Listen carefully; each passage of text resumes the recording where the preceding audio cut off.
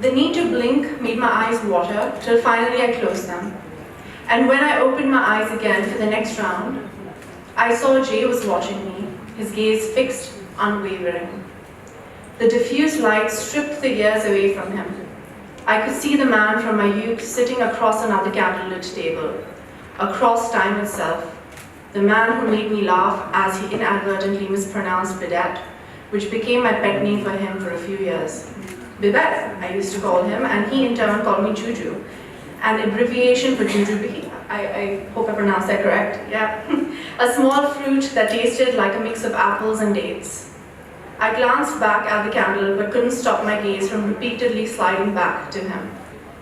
When Srinivasan finally switched the lights on and declared that the Tritaka class had come to an end, Jay ambled over to the window to get a glass of water from the earthen pot. He turned towards me and said, "Anshu, wait. I want to talk to you for a second."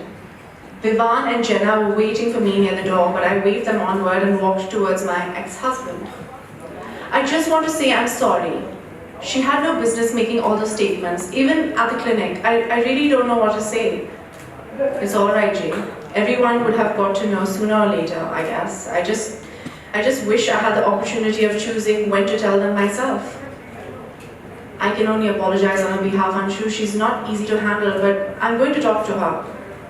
"It's all right," I repeated, bending down to fill a glass from the dispenser. The water was warm, my hand unsteady as I gulped it down, and a trickle splattered onto my kurta. I was raising my arm to wipe my mouth when he caught my hand. "You still have this?"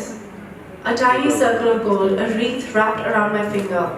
It was not my wedding band that I had discarded a long time ago. This was my first present from Jay. I looked up at him, the memory intertwined in my mind with the lunch we had consumed that day, Chinese, at a hole in the wall called stomach. Jay had dropped toothpicks into the chicken Szechuan and then summoned the manager to get us lunch out of the house. We left the restaurant giggling, thrilled with our prank, promising to carry dead cockroaches and flies wrapped in tissue paper and stuffed into our pockets on our next date. We crossed the road and I looked into the store window behind me. Motiwala or Meenawala, the name of the store was the one thing I could not recall clearly, and I saw the gold ring.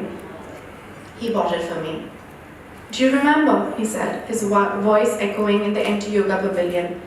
"Once in the middle of a fight, you threw it all over the wall of your house. After we made up, we jumped into your neighbor's garden, scrambling on our hands and knees, looking for it in the grass." He smiled, not letting go of my hand. "We found it in some plant, right?" Yes, it had fallen into a marigold pot. Almost 2 decades had passed, but I recall that evening distinctly. You took me for a long drive then, and when we returned, Mummy was waiting for us at the door in her favorite striped nightgown, the one that said, "I love Mickey Mouse." You remember that? She screamed, "You're a thief!" And when I asked her, "But what have I stolen, Mummy?" she yelled back, "You have stolen time. You had to come back at 11, now it's 12:30. This is robbery, only a full 1.5 hours. He laughed. He had an odd laugh, 4 precise beats, and then it was over, rehearsed, almost theatrical. He once told me that he used to stammer when he was very young, and he would constantly practice his speech, stretching out the vowels when he was in the bathroom. I could picture him, a young boy standing in front of the mirror, rehearsing various words and probably this very laugh after brushing his teeth every night. My heart swelled for this little lost boy that I knew was still lurking there inside.